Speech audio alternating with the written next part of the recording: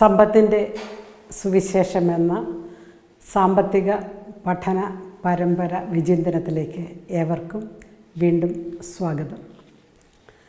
നമ്മുടെ വിവിധ എപ്പിസോഡുകളിലൂടെ സാമ്പത്തിക രംഗത്ത് അഭിവൃദ്ധി ഉണ്ടാകാൻ ഉതകുന്ന വിധത്തിലും നമ്മുടെ സാമ്പത്തിക സ്ഥിതിയെ സ്വീകരിക്കാനുള്ള മനോഭാവത്തിനും അതിനെ വളർത്താനുള്ള വിവിധ പടവുകളുമൊക്കെയാണ് നമ്മൾ ഓരോ എപ്പിസോഡുകളിലും പഠിച്ചുകൊണ്ടിരിക്കുന്നത്. വളരെ സന്തോഷം തോന്നും പലരും ഇതൊക്കെ വളരെ കാര്യമായിട്ട് എടുക്കുന്നതും. ചിലർ പറയും നോട്ട്ബുക്കും പേനയും എടുത്തു വെച്ചൊക്കെ ഞങ്ങൾ ചില എപ്പിസോഡുകളൊക്കെ വായിക്കുന്നതും പഠിക്കുന്നതുമൊക്കെ ചില സംശയങ്ങൾ ഞങ്ങൾ കുറിച്ച് വയ്ക്കും, ടീച്ചറിനോട് ചോദിക്കണമെന്നൊക്കെ വിചാരിച്ചുകൊണ്ട്. അങ്ങനെ ചോദിച്ചപ്പോൾ ഒരു വ്യക്തി ചോദിച്ച ചോദ്യത്തിൽ നിന്നാണ് നമ്മുടെ ഇന്നത്തെ എപ്പിസോഡിൻ്റെ തുടക്കം. സാമ്പത്തികമായി വളരെ ഉയർന്ന ഒത്തിരി പേരെ നമ്മൾ ചുറ്റുപാടും കാണുന്നുണ്ട്. അത് കണ്ടുകൊണ്ട് വളരണമെന്ന ആഗ്രഹവുമുണ്ട്, പക്ഷേ എങ്ങും എത്തുന്നില്ല. എന്താണ് ചെയ്യേണ്ടത്? പലത് ചെയ്തു നോക്കി. ഒരാൾ പറയുന്നു മാർക്കറ്റിംഗ് ചെയ്തു നോക്കി, ഡിസ്ട്രിബ്യൂഷൻ, മറ്റ് പല മേഖലകൾ ചെയ്തു നോക്കി, പക്ഷേ എങ്ങും നമ്മുടെ നാടൻ ഭാഷ ക്ലച്ച് പിടിക്കുന്നില്ല. എന്താണ് ചെയ്യേണ്ടതെന്ന് അറിയത്തില്ല എന്ന് പറയും. പലപ്പോഴും സാമ്പത്തികമായിട്ട് വളരെ ഉയർന്ന വ്യക്തികളെ നമ്മൾ അടുത്ത് പഠിക്കുമ്പോൾ, അല്ലെങ്കിൽ അവരുടെ സാമ്പത്തിക ചരിത്രം പഠിക്കുമ്പോൾ നമുക്ക് മനസ്സിലാകും പലരും എളിയ നിലയിൽ നിന്ന് വലുതായി വന്നവരാണ്. സാമ്പത്തിക ചരിത്രം എന്നുള്ള വാക്ക് തന്നെ വളരെ അത്ഭുതകരമായ വാക്കാണ്. കാരണം സാമ്പത്തികം, എക്കണോമിക്സും ഹിസ്റ്ററിയും, സാമ്പത്തിക ചരിത്രം, economic history of human beings എന്ന് പറയും. ഇക്കണോമിക് ഹിസ്റ്ററി പഠിക്കുന്നത് നല്ലതാണ്. രാഷ്ട്രങ്ങളുടെ, കുടുംബങ്ങളുടെ, വ്യക്തികളുടെ, ചില സംവിധാനങ്ങളുടെ, ചില സംഘടനകളുടെയൊക്കെ ഇക്കണോമിക് ഹിസ്റ്ററി പഠിച്ചു പോകുക എന്ന് പറയുന്നത് വളരെ രസകരമാണ്. ഒരിക്കലും ഒരു വ്യക്തി എന്നോട് എഴുതി, ടീച്ചറിൻ്റെ എപ്പിസോഡുകൾ കൂടി വന്നിട്ട് എനിക്ക് എക്കണോമിക്സിനോട് ചെറിയ ഇഷ്ടം വരുന്നുണ്ടോ എന്നൊരു സംശയം, ഇക്കണോമിക്സ് ഒന്നെടുത്ത് പഠിച്ചാലോ എന്ന് ആലോചിക്കുക എന്നൊക്കെ പറഞ്ഞു. ഈ സാമ്പത്തികം എന്ന് പറയുന്ന, അല്ലെങ്കിൽ സാമ്പത്തിക ശാസ്ത്രം എന്നുള്ള പറയുന്ന വിഷയം മനുഷ്യനുമായിട്ട് അവൻ്റെ വ്യക്തിബന്ധങ്ങളുമായിട്ട് വളരെ അടുത്ത് കിടക്കുന്ന വിഷയമാണ്. അതുകൊണ്ട് തന്നെ ഇത് പഠിക്കാൻ വളരെ രസകരമാണ്, വ്യക്തികളുടെ സാമ്പത്തിക ചരിത്രം. അങ്ങനെ ഞാൻ ഇക്കണോമിക് ഹിസ്റ്ററി പഠിച്ചൊരു മനുഷ്യനെ ഞാൻ ഈ എപ്പിസോഡിൽ പരിചയപ്പെടാൻ ആഗ്രഹിക്കുന്നു. അദ്ദേഹത്തിൻ്റെ പേര് അഖിൽ എന്നാണ്. ഞാൻ ഈ അഖിലിനെ പരിചയപ്പെടുമ്പോൾ, അഖിൽ ലോകമെമ്പാടും വ്യാപിച്ചു കിടക്കുന്ന വലിയൊരു ഇൻറ്റീരിയർ ഡിസൈൻ സാമ്രാജ്യത്തിൻ്റെ ഉടമയാണ്. അദ്ദേഹത്തിന് വിവിധ ഭൂഖണ്ഡങ്ങളിൽ ഓഫീസുകളും ഏജൻറ്റുമാരും ഒക്കെയുണ്ട്. ഇൻറ്റീരിയർ ഡിസൈൻ വിവിധ ഓഫീസുകൾക്ക്, അല്ലെങ്കിൽ വീടുകൾക്ക്, മറ്റ് ചില പാർക്ക് പോലുള്ള അല്ലെങ്കിൽ പാർട്ടി ഹാള് പോലുള്ള സംവിധാനങ്ങൾക്കൊക്കെ ഇൻറ്റീരിയർ ഡിസൈൻ ചെയ്യാൻ തക്ക വിധം ഒരു 3000-ലധികം ആൾക്കാർ അദ്ദേഹത്തിൻ്റെ കീഴിൽ വർക്ക് ചെയ്യുന്നുണ്ടെന്നുള്ളതാണ്. 3000-ലധികം പേർക്ക് അവരുടെ കുടുംബങ്ങൾക്കൊക്കെ തൊഴിൽ മേഖല തുറന്നു കൊടുക്കാനൊക്കെ അഖിലിന് സാധിച്ചു എന്നുള്ളതാണ്. അപ്പോൾ അഖിലിൻ്റെ ജീവിതത്തെ ഞാൻ അടുത്തറിഞ്ഞപ്പോൾ മനസ്സിലാക്കിയത്, അഖിൽ എന്നോട് പറയുകയാണ്, ടീച്ചറെ, ഞാൻ എൻ്റെ നാട്ടിലെ കടകളിൽ ഈ അവർക്ക് ആവശ്യമായിട്ടുള്ള ലൈറ്റ്, ഫാൻ തുടങ്ങിയവ ഇൻസ്റ്റാൾമെൻറ്റായിട്ട് കൊടുക്കുന്നൊരു തൊഴിലുമായിട്ടാണ് ആരംഭിച്ചത്. ഫാനോ ലൈറ്റോ ഒക്കെ കടക്കാർക്ക് കൊടുക്കും. അന്ന് അദ്ദേഹം പറയുന്നത്, എന്നിട്ട് എല്ലാ ദിവസവും ഞാൻ സൈക്കിൾ ചവിട്ടിപ്പോയി കടകളിൽ നിന്ന് കളക്ഷൻ, അതായത് 2 മാസം കൊണ്ട് ഈ ഒരു ഫാനിൻ്റെയോ അല്ലെങ്കിൽ ഈ ലൈറ്റിൻ്റെയോ ഒക്കെ വില കിട്ടത്തക്ക വിധത്തിൽ ഡെയിലി കളക്ഷനായിട്ടാണ് ഞാൻ തുടങ്ങുന്നത്. പക്ഷേ സൈക്കിൾ ചവിട്ടി ഞാനിങ്ങനെ ഓരോ കടയിൽ ചെന്നിങ്ങനെ ഇരിക്കുമ്പോൾ ഞാൻ അവരുമായിട്ട് കുറേ നേരം വർത്തമാനം പറയും. ആ കടയുടെ മുതലാളിയുമായിട്ട് അവരുടെ സാമ്പത്തിക വിഷമങ്ങൾ, അവരുടെ പ്ലാനുകളൊക്കെ വർത്തമാനം പറഞ്ഞുകൊണ്ടിരിക്കുമ്പോഴാണ് ആ കടയിലെ ഫർണിച്ചറുകളുടെയൊക്കെ കാര്യങ്ങളൊക്കെ, റിപ്പയറൊക്കെ അവരെന്നോട് ചോദിക്കും, ഇതൊന്ന് റിപ്പയർ ചെയ്ത് തരാം. അങ്ങനെ അവരുടെ മേശയും കസേരയൊക്കെ ചെറുതായിട്ടൊക്കെ ഞാൻ റിപ്പയർ ചെയ്യത്തക്ക വിധത്തിൽ ഒരാളുടെ സഹായത്തോടുകൂടി ചെയ്തു. പലപ്പോഴും ചില കടകൾക്കൊക്കെ, ചില ഓഫീസുകൾക്കൊക്കെ ഇങ്ങനെ ചെയ്ത് കൊടുത്തപ്പോഴാണ് എനിക്ക് എന്നിൽ തന്നെ നല്ലൊരു ഡിസൈനറുണ്ട്, ഒരു ശില്പിയുണ്ട്, അല്ലെങ്കിൽ ഒരു ആർക്കിടെക്റ്റ് ഉണ്ടെന്ന് ഞാൻ കണ്ടെത്തുന്നു. കാരണം അവർക്കാവശ്യമായ വിഭവങ്ങൾ അതിൻ്റെ ഷേപ്പിലും കെട്ടിലും മട്ടിലൊക്കെ അതനുസരിച്ച് സപ്ലൈ ചെയ്യാൻ തക്ക വിധത്തിൽ. പിന്നെ ഞാൻ ചെയ്തതൊരു കാർപ്പൻട്രി വർക്ക്ഷോപ്പ് തുടങ്ങുകയാണ് ചെയ്തത്. ഒരു കാർപ്പൻട്രി വർക്ക്ഷോപ്പ്, എനിക്ക് കാർപ്പൻട്രി വർക്കൊന്നും അറിയത്തില്ല, പക്ഷേ എനിക്ക് ഐഡിയാസുണ്ട്. എനിക്ക് അതിൻ്റെ എങ്ങനെ ഒരു സാധനം വേണം, ഒരു ഓഫീസ് മുറിയുടെ ഷേപ്പ് അനുസരിച്ച്, നീളത്തിനനുസരിച്ച്, വീതിക്കനുസരിച്ച് അവിടെ ഏത് രീതിയിലുള്ള ഫർണിച്ചറാണ് വെക്കേണ്ടത്, ഇങ്ങനത്തെ കുറേ ചിന്തകളൊക്കെ എനിക്ക്, പ്രത്യേകിച്ച് അതിൻ്റെ ഡിസൈനിങ് ചിന്തകൾ എൻ്റെ മനസ്സിലേക്ക് വന്നു തുടങ്ങി. അപ്പം ഞാൻ കാർപ്പൻട്രി ഷോപ്പിൽ ആൾക്കാരെ വെച്ചുകൊണ്ട്, ആദ്യം ഒരാളെ വെച്ച്, പിന്നെ അത് 2, 3 ഇങ്ങനെ വെച്ചുകൊണ്ട് ഇത് കൊടുക്കാൻ തുടങ്ങി. പതുക്കെ ഇൻസ്റ്റാൾമെൻറ്റ് മാറ്റിക്കൊണ്ട് മൊത്തത്തിലുള്ള പൈസ തരുന്ന വിധത്തിൽ ആൾക്കാർ വന്ന് എന്നോട് മേടിക്കാൻ തുടങ്ങി.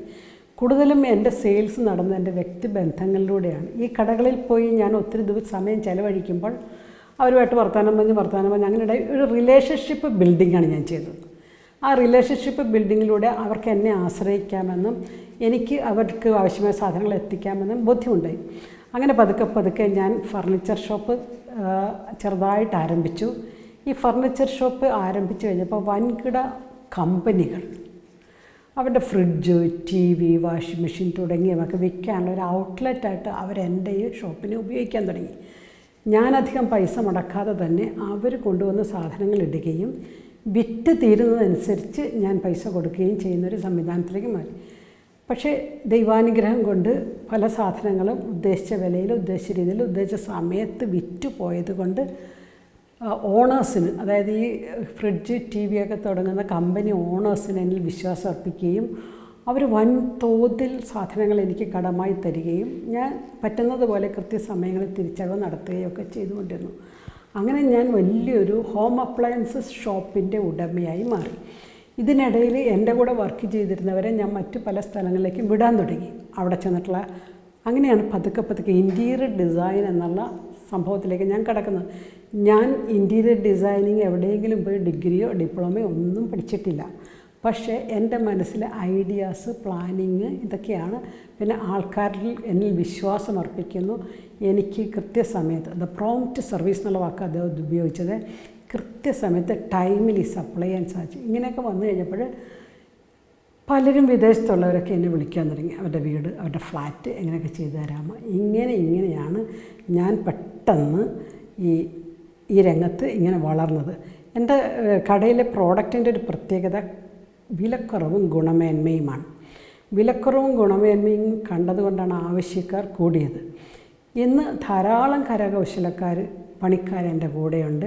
വ്യത്യസ്തമായ ഉൽപ്പന്നങ്ങളുണ്ട്.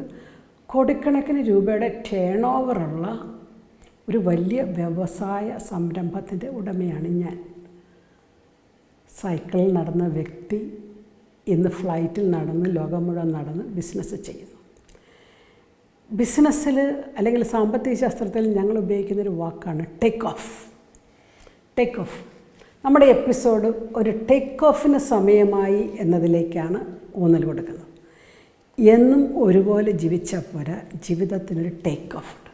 സാമ്പത്തിക ശാസ്ത്രത്തിൽ ടേക്ക് ഓഫ് തിയറം സിദ്ധാന്തം അവതരിപ്പിച്ചത് W. റോസ്റ്റോ, മുഴുവൻ ഫോം പറയുകയാണെങ്കിൽ വാൾട്ട് വൈറ്റ്മാൻ റോസ്റ്റോ എന്ന സാമ്പത്തിക ശാസ്ത്രജ്ഞനാണ്. അദ്ദേഹം ഇത് അവതരിപ്പിച്ചത് വിമാനം പറക്കുന്നതുമായിട്ട് ബന്ധപ്പെട്ടാണ്. വിമാനം പറക്കുന്നത് കൊച്ചുകുട്ടികൾ കൗതുകത്തോടെ നോക്കി നിൽക്കാറുണ്ട്, അല്ലേ? ഇതിങ്ങനെ പറന്നുയരുന്നത്. കുറച്ചുകൂടി പ്രായമായി കഴിയുമ്പോൾ നമ്മളിൽ യുക്തിയും ബുദ്ധിയൊക്കെ വളരുമ്പോൾ നമ്മളിത് പറക്കുന്നതിൻ്റെ തിയറി പഠിക്കാൻ തുടങ്ങി. എങ്ങനെയാണിത് പറക്കുന്നത്? അങ്ങനെ റോസ്റ്റോ ആ തിയറിയെ, വിമാനം പറപ്പിക്കൽ തിയറിയെ സാമ്പത്തിക വികസനവുമായിട്ട് ബന്ധപ്പെടുത്തി പറഞ്ഞു. അദ്ദേഹം 5 സ്റ്റേജായിട്ടാണ് അതിനെ അവതരിപ്പിച്ചത്. ആദ്യത്തെ സ്റ്റേജിൽ അദ്ദേഹം പറയുന്നത് പരമ്പരാഗതമായ തൊഴിലിൻ്റെ തലമാണ്. പണ്ട് തുടങ്ങി കാരണവന്മാർ ചെയ്തുകൊണ്ടിരുന്ന പണി, അല്ലെങ്കിൽ പണ്ട് തുടങ്ങി ചെയ്തുകൊണ്ടിരുന്നൊരു രീതി, മെത്തഡോളജി ഓഫ് പ്രൊഡക്ഷൻ. ഒന്നുകിൽ കാർഷിക മേഖലയായിരിക്കാം, അല്ലെങ്കിൽ ചെറുകിട വ്യവസായത്തിൻ്റെ മേഖലയായിരിക്കാം. ഇങ്ങനൊരു ട്രഡീഷണൽ സെറ്റപ്പാണ് അദ്ദേഹം പറയുന്ന പരമ്പരാഗത രീതി. രണ്ടാമത്തത് അദ്ദേഹം പറയുന്നത് തലത്തിലത് ഒരു കുതിപ്പിനാവശ്യമായ സജ്ജീകരണങ്ങളാണ്. ഇക്കണോമിക്സിലാണ് ഇങ്ങനെ പറയുന്നത്, A pre conditions for take off. അതായത് എന്നും നമ്മുടെ വ്യവസായ സംരംഭം അല്ലെങ്കിൽ നമ്മുടെ ജീവിതം ഇതേപോലെ ഇരുന്നാൽ മതിയോ? എന്നും നമ്മൾ ഈ ജോലി തന്നെ ചെയ്താൽ മതിയോ? എന്നും ഈ വീട് മതിയോ?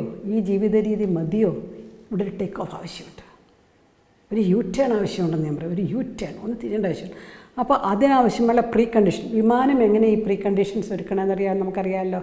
ട്രാക്കിലൂടെ നിങ്ങൾ എയർപോർട്ടിൽ പോയിട്ടുള്ളവരോ അല്ലെങ്കിൽ വിമാനത്തിൽ യാത്ര ചെയ്തിട്ടുള്ളവരോ ആരെയെങ്കിലുമൊക്കെ സന്ദർശിക്കാനോ സ്വീകരിക്കാനോ അയക്കാനോ ഒക്കെ പോയിട്ടുള്ളവർക്കൊക്കെ അറിയാം, വിമാനം ഒരു ട്രാക്കിൽ കൂടി കുറച്ച് നേരം കിടന്നുകൊണ്ട് ഇങ്ങനെ ഓടും. റോട്ടിൽ കൂടി തന്നെ ട്രാക്ക്, അതിനെ സജ്ജീകരിച്ചിട്ടുള്ള നിശ്ചിതമായി അനുവദിച്ചിട്ടുള്ള ട്രാക്കിൽ കൂടി അതിങ്ങനെ ഓടും. ഇങ്ങനെ നിങ്ങൾ ശ്രദ്ധിച്ചിട്ടുണ്ടെങ്കിൽ ഇതിങ്ങനെ ഓടുന്ന സമയത്ത് അതിനാവശ്യമായ ഇന്ധനവും ഫ്യൂവലും എല്ലാം അങ്ങ് അത് നിറച്ചിട്ട് കൃത്യമായിട്ടൊരു സ്പീഡിന് വേണ്ടിയുള്ളൊരു പോക്കാണ്. ഇതാണ് റോസ്റ്റോ പറഞ്ഞ pre conditions for take off. മൂന്നാമത്തെ സ്റ്റേജ് ആണ് അദ്ദേഹം യഥാർത്ഥ കുതിച്ചുയരായിട്ട് വന്നത്, ടേക്ക് ഓഫ് എന്ന് പറയും.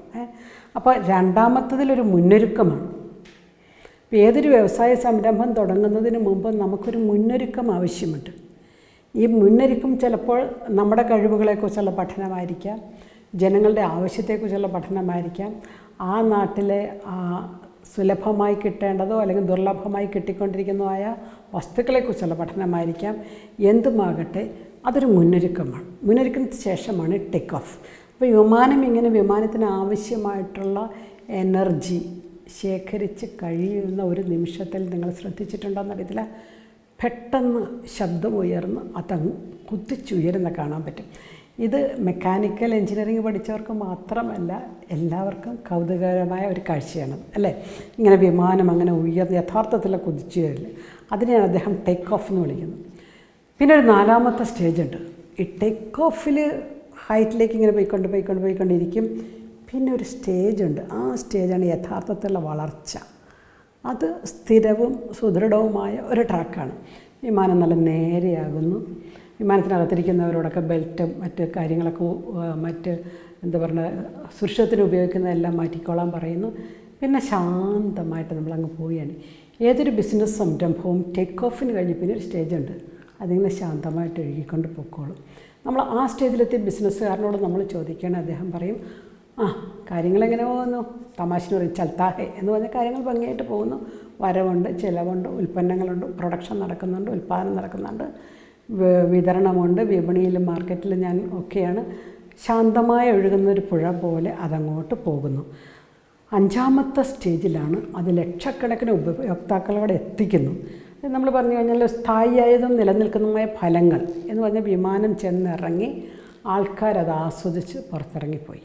അപ്പോൾ ഒരു ഉൽപ്പന്നത്തിൻ്റെ ആസ്വാദനത്തിൻ്റെ തലത്തിലേക്ക് അത് എത്തുന്നതും അനേകരത് ഉപയോഗിക്കുന്നതുമായ തലമാണ് ഇത്. അതായത് ഒന്നൊരു അഗ്രേറിയൻ സൊസൈറ്റിയാണ് നമ്മൾ ആദ്യം പറഞ്ഞത്, 2 pre conditions of take off എന്ന് പറഞ്ഞത്, 3 ടേക്ക് ഓഫാണ്, നാലാമത്തത് യഥാർത്ഥത്തിലുള്ള വളർച്ച അല്ലെ ആക്ച്വൽ ഗ്രോത്താണ്.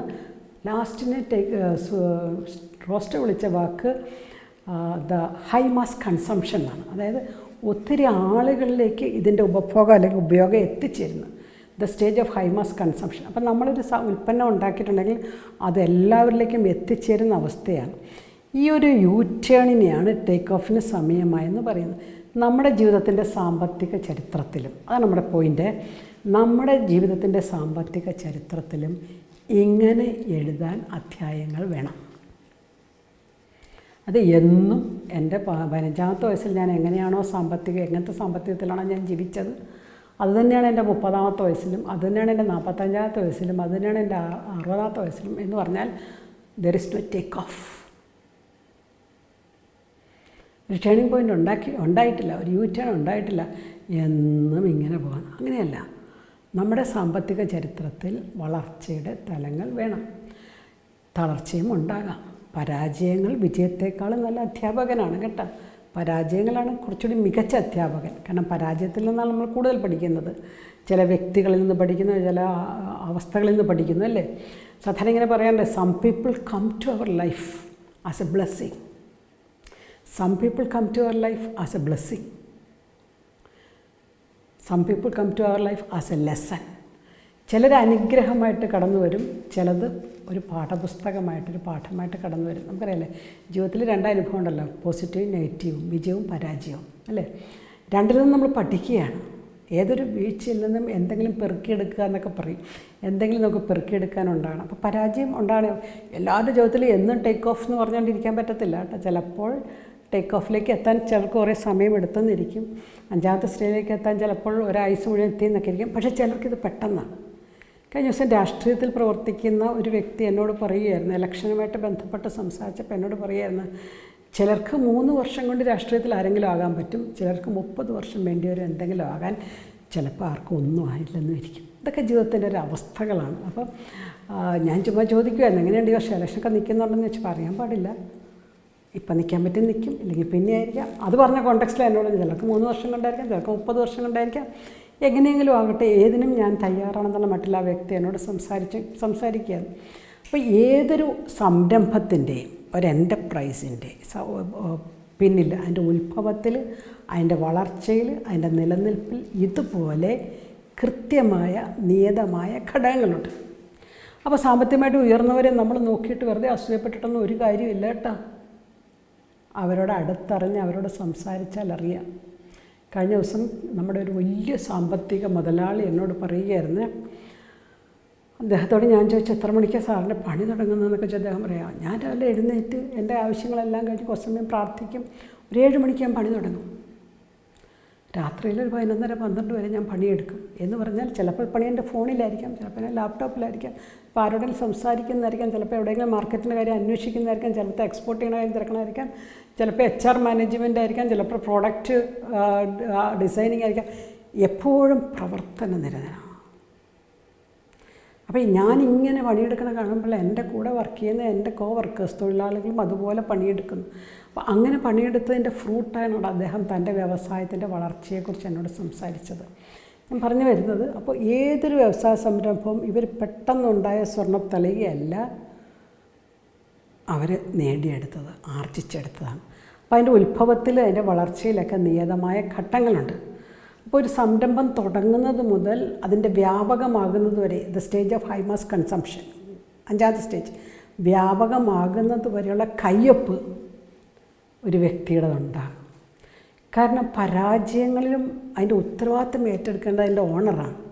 ലീഡർഷിപ്പിനെക്കുറിച്ചുള്ള നല്ലൊരു ഡെഫിനിഷൻ ഇങ്ങനെയാണ്: A leader is one who takes the ultimate responsibility. നല്ലൊരു നേതാവ് ആത്യന്തികമായിട്ടുള്ള ഉത്തരവാദിത്തം ഏറ്റെടുക്കുന്നു. നല്ലൊരു കുടുംബനാഥൻ തൻ്റെ കുടുംബത്തിൻ്റെ അവസ്ഥയുടെ നേതൃത്വം സ്വയം ഏറ്റെടുക്കും. അവർ കാരണം, എൻ്റെ അച്ഛനും അമ്മയും കാരണം, എൻ്റെ അമ്മാവും കാരണം, എൻ്റെ അമ്മായി കാരണമെന്നൊന്നും അല്ല പറയുന്നത്, എൻ്റെ കുടുംബത്തിൻ്റെ പ്രശ്നങ്ങളുടെ ഉത്തരവാദിത്തം ഞാൻ ഏറ്റെടുക്കുന്നു എന്ന് പറഞ്ഞതുപോലെയാണ് ഒരു ബിസിനസ് സംരംഭം. ഈ ബിസിനസ് സംരംഭത്തിൻ്റെ ആ stage of high mass consumption വരെയുള്ള സ്ഥലം ഞാനങ്ങനെ ഏറ്റെടുക്കുകയാണ്. എളിയതായി തുടങ്ങി വലുതാകുന്നതാണ് തിരിച്ച് സംഭവിക്കുന്നതിനേക്കാളും നല്ലത്.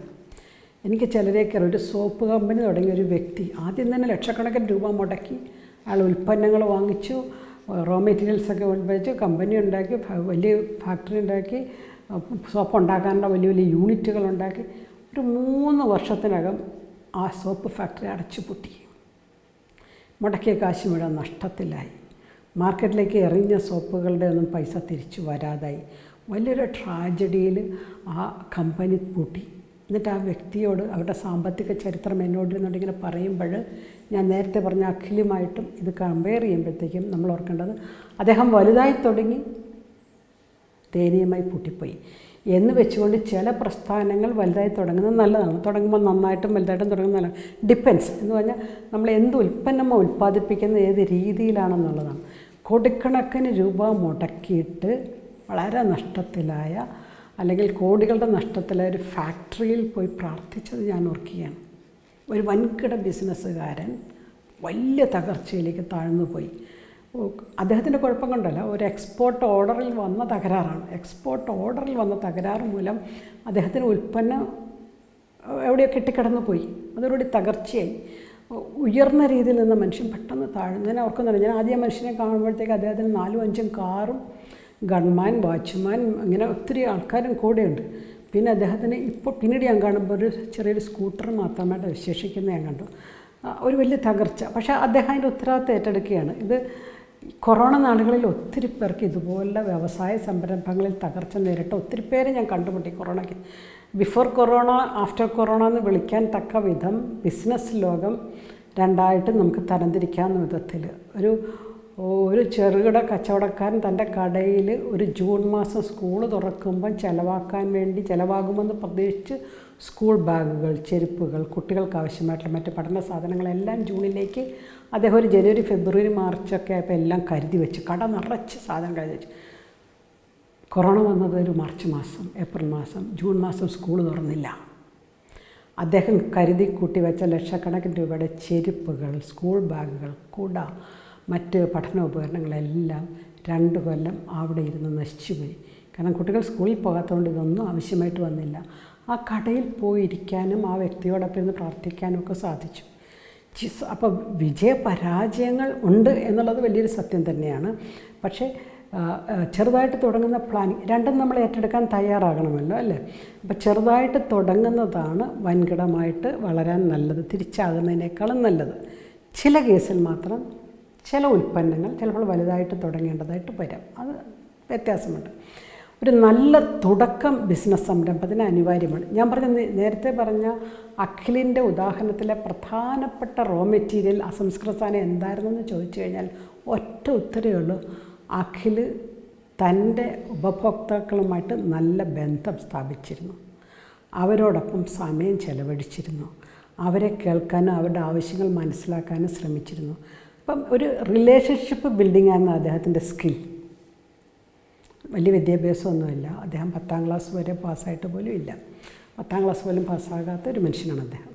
പക്ഷേ റിലേഷൻഷിപ്പ് ബിൽഡിംഗ് അദ്ദേഹത്തിൻ്റെ ഒരു ചാമാണ്, അദ്ദേഹത്തിൻ്റെ ഒരു കോർ കോമ്പീറ്റൻസ് എന്നൊക്കെ നമ്മൾ പറയാമല്ലേ, പ്രധാനപ്പെട്ട ഒരു സിദ്ധിയായിരുന്നു അദ്ദേഹത്തിൻ്റെ. ഈ കോർ കോമ്പീറ്റൻസ് വെച്ചുകൊണ്ടാണ് അദ്ദേഹം അവിടെ എത്തിയത്. അതുകൊണ്ട് നമുക്ക് നമ്മുടെ കോർ കോമ്പീറ്റൻസ് എന്താണെന്ന് വേണം. കോർ കോമ്പീറ്റൻസ് എന്ന വാക്കിൻ്റെ അർത്ഥം കൃത്യമായി എന്നിൽ ഞാൻ കണ്ടെത്തുന്ന പ്രധാനപ്പെട്ട സിദ്ധി എന്താണ്. അഖിലിനെ സംബന്ധിച്ചുള്ള റിലേഷൻഷിപ്പ് ബിൽഡിംഗ് എന്ന് പറഞ്ഞതുപോലെ എനിക്ക് പറ്റുന്നത് എന്താണ്, ഇത് കണ്ടെത്തുന്നതിലാണ് ടേക്ക് ഓഫിൻ്റെ പ്രസക്തി ഇരിക്കുന്നത്. അപ്പോൾ ക്ലിപ്തമായ ഉപഭോക്താക്കളാണോ ചെറിയ ഗ്രൂപ്പുകളെയാണ് അവരെയൊക്കെ കണ്ടെത്തുക. സംരംഭങ്ങൾ തുടങ്ങാൻ എളുപ്പമാണ് കേട്ടോ, നിലനിർത്താനാണ് പാട്. അപ്പോൾ ആ രീതിയിൽ ധാരാളം മത്സരങ്ങളുള്ള സ്ഥലം കൂടി ആയതുകൊണ്ട് ഒത്തിരി മത്സരമുള്ള മേഖലയാണ് അല്ലേ. അതുകൊണ്ട് കൂടി നമ്മൾ വളരെ കൃത്യമായിട്ട് നിരീക്ഷിക്കണം, വിപണിയെ നിരീക്ഷിക്കണം, ഉപഭോക്താക്കളെ നിരീക്ഷിക്കണം, അവരുടെ ആവശ്യങ്ങളനുസരിച്ച് ഉൽപ്പന്നത്തെ ക്രമീകരിക്കും. കുറച്ച് മുന്നോട്ട് പോകുമ്പോൾ നല്ലൊരു ബ്രാൻഡിങ് വേണം. ബ്രാൻഡിങ് എന്ന് പറഞ്ഞ വാക്ക് എന്താണ്? അതായത് ഇന്ന പ്രോഡക്റ്റ് ഇന്നതാണ്, ഇന്ന കമ്പനിയുടെ പ്രോഡക്റ്റ്, പേര് കേൾക്കുമ്പോൾ തന്നെ ആ ബ്രാൻഡ് നെയിം നമ്മുടെ പേരിലേക്ക് മനസ്സിലേക്ക് വരുവാണ്. അവർക്കൊരു ക്വാളിറ്റി ഉണ്ട് അവരുടെ സാധനത്തിന്. ഈവനൊരു മരുന്ന് മേടിക്കുമ്പോൾ പോലും, പനിയുടെ മരുന്ന് മേടിക്കുമ്പം പോലും നമ്മൾ കമ്പനി നോക്കും, ഇന്ന കമ്പനിയാണ്, വിശ്വസിക്കാം. അതൊരു ബ്രാൻഡ് നെയിം സൃഷ്ടിക്കലാണ്. അപ്പോൾ ബ്രാൻഡിങ്ങും പിന്നെ ഇന്നത്തെ കാലഘട്ടം മുഴുവൻ ഓൺലൈൻ വ്യാപാരമാണല്ലോ അല്ലേ. അപ്പോൾ ഇന്ന് ഓൺലൈൻ വ്യാപാരത്തിൻ്റെ സമയമായതുകൊണ്ട് ഓൺലൈനിൽ എങ്ങനെ എൻ്റെ പ്രോഡക്റ്റിനെ പ്ലേസ് ചെയ്യാം. എനിക്ക് വളരെ അത്ഭുതകരമായിട്ട് തോന്നുന്ന ഈ ദിവസങ്ങളിലെല്ലാം സ്ത്രീകൾ ധാരാളമായി വസ്ത്രങ്ങളുടെ ഓൺലൈൻ വ്യാപാരം തുടങ്ങുന്നതും അതിൻ്റെ ബ്രാൻഡിങ്ങും അതിൻ്റെ അവതരണവും എന്നും വീഡിയോ ഷൂട്ട് ചെയ്ത് ഇടുന്നതും ഒക്കെ കാണുമ്പോൾ ഞാൻ അവരിലെ ആ ഒരു സാമ്പത്തിക ചരിത്രം എന്ന് പറയുന്നതിനാൽ സാമ്പത്തിക ചരിത്രം മാറ്റി എഴുതാനുള്ള അവരുടെ ഒരു ആഗ്രഹവും അതിനുവേണ്ടിയുള്ളവരുടെ ഒരു ഡെഡിക്കേഷനൊക്കെ നമ്മൾ കാണുകയാണ് അല്ലേ. അപ്പോൾ ബ്രാൻഡിങ് ഉണ്ട്, ഓൺലൈൻ വ്യാപാരമുണ്ട്, പറ്റുമെങ്കിൽ അഖിലൊക്കെ ചെയ്തതുപോലെ വിദേശങ്ങളിലേക്കുള്ള വിപുലീകരണം ഉണ്ടാകാം, കൃത്യമായ പരസ്യം വെച്ചുകൊണ്ട് ആരെയും ചതിക്കാനോ വഞ്ചിക്കാനോ അല്ലാതെ തന്നെ കൃത്യമായ പരസ്യം തുടങ്ങിയവ. ഇതിൻ്റെ ഇടയിൽ പുതിയ വിപണി കണ്ടെത്താം, പുതിയ ഏജൻസികൾ കണ്ടെത്താം, ഫ്രാഞ്ചൈസികൾ കണ്ടെത്താം, ജീവനക്കാരുമായിട്ടുള്ള അവലോകന മീറ്റിങ്ങുകൾ. ഈ നേരത്തെ ഞാൻ പറഞ്ഞ കോടീശ്വരനായ മുതലാളി പറയുന്നത് എല്ലാ ദിവസവും ഞാൻ അരമണിക്കൂർ ഓൺലൈനിലോ ഓഫ്ലൈനിലോ എൻ്റെ ജീവനക്കാരുമായിട്ട് അവലോകന മീറ്റിംഗ് നടത്തും. എങ്ങനെയുണ്ട്, അവരിൽ നിന്ന് ഞാൻ കേൾക്കും, ഞാൻ അവരോട് പറയും. അത് വളരെ റിച്ച് എക്സ്പീരിയൻസ് ആയിട്ട് അദ്ദേഹം പറയുകയാണേ. അപ്പോൾ ചുറ്റുപാടുകളിൽ നിന്ന് ഉയരുന്ന നെഗറ്റീവ് ഊർജ്ജം ശ്രദ്ധിക്കേണ്ട കേട്ടോ. ഇതിനിടയിൽ നമ്മളെ തളർത്താൻ 1000 നാവുകളുണ്ടാകും. എന്താണ് തുടങ്ങിയിട്ട് എവിടെ നിൽക്കുന്നു, എന്ത് ചെയ്ത് ഇത്രയും കാലം കൊണ്ട് എന്തുണ്ടാക്കി, എന്നൊക്കെ പറഞ്ഞിട്ടുള്ള നെഗറ്റീവ് ഊർജ്ജം, നെഗറ്റീവ് എനർജി എന്നൊക്കെ നമ്മൾ പറയില്ല. നിഷേധാത്മക രീതിയിൽ നമ്മളോട് ഇടപെടുന്നവരൊക്കെ ഉണ്ട്. ഒന്നും ആയില്ലേ, നമ്മുടെ ആൾക്കാരുടെ നമുക്ക് മൂടിക്കെട്ടാൻ പറ്റത്തില്ലല്ലോ അല്ലേ. കഴിഞ്ഞ ദിവസം 28 വയസ്സായിട്ടും കല്യാണം നടക്കാത്തൊരു പെങ്കൊച്ചു വന്നിച്ച് പറയും, കല്യാണം നടക്കാത്തല്ല പ്രശ്നം, അവർക്കിങ്ങനെ 28 വയസ്സല്ലേ എന്നോട് ചോദിച്ചു, is marriage is the ultimate goal in life എന്ന് ചോദിച്ചിട്ടുണ്ടാകുന്നത്. ഞാൻ പറഞ്ഞ് ഇവരും പറയുന്നതുകൊണ്ട് കല്യാണം കഴിക്കേണ്ട, പക്ഷെ കല്യാണം കഴിക്കണമെന്ന് ആഗ്രഹമുണ്ടെങ്കിൽ ജീവിതത്തിൽ ഒരു മസ്റ്റായിട്ട് തോന്നേണ്ടത് ആവശ്യമാണ്. പിന്നെ it's up to you decide ചെയ്യണം. പക്ഷേ ഇത് കഴിയുമ്പോൾ അടുത്ത ആൾക്കാർ അടുത്ത ചോദ്യം തുടങ്ങും, കല്യാണം കഴിയുമ്പോൾ അടുത്ത ചോദ്യം തുടങ്ങും, അടുത്ത ചോദ്യം ആൾക്കാർക്ക് ഇങ്ങനെ ചോദിച്ചുകൊണ്ടേ ഇരിക്കേണ്ടി വരും. അവർ നെഗറ്റീവായിട്ടും പോസിറ്റീവായിട്ടൊക്കെ പറഞ്ഞുകൊണ്ടിരിക്കും. പക്ഷേ ചുറ്റുപാടുകളിൽ നിന്ന് ഉയരുന്ന നെഗറ്റീവ് ഊർജ്ജം നമ്മളെ തളർത്താൻ അനുവദിക്കരുത്. എത്ര വർഷത്തെ അനുഭവം ഉണ്ടെന്നുള്ളതല്ല, ആ അനുഭവങ്ങൾ സൃഷ്ടിക്കുന്ന കരുത്താണ് പ്രധാനപ്പെട്ടത്. ഒരു സ്കില്ലിൻ്റെ കാര്യത്തിൽ എനിക്ക് എത്ര വർഷത്തെ പരിചയമുണ്ടെന്നുള്ളതല്ല, അത് തരുന്ന കരുത്തും അതുകൊണ്ട് നിന്ന് മുന്നോട്ട് കുതിച്ചു വരാനുള്ള ആവേശവും. ഓർക്കുക, നമുക്കൊരു യു ടേൺ എടുക്കാം. ഒരു ടേക്ക് ഓഫിന് സമയമായി. സാമ്പത്തിക ചരിത്രം ഒന്ന് മാറ്റി എഴുതണ്ടേ? നിങ്ങളുടെ വ്യക്തിപരമായ, നിങ്ങളുടെ കുടുംബത്തിലെ സാമ്പത്തിക ചരിത്രം ഒന്ന് മാറ്റി എഴുതാൻ സമയമായി. വിമാനത്തിൽ നിന്ന് ചാടിയിട്ടല്ല പാരച്യൂട്ട് തുറക്കാൻ ശ്രമിക്കേണ്ടത്. അതിനു മുമ്പ് തന്നെ അതറിയുക, അതിനുവേണ്ടിയുള്ള പരിശ്രമങ്ങൾ തുടരുക. ഒരു ടേക്ക് ഓഫിന് സമയമായി. നന്ദി.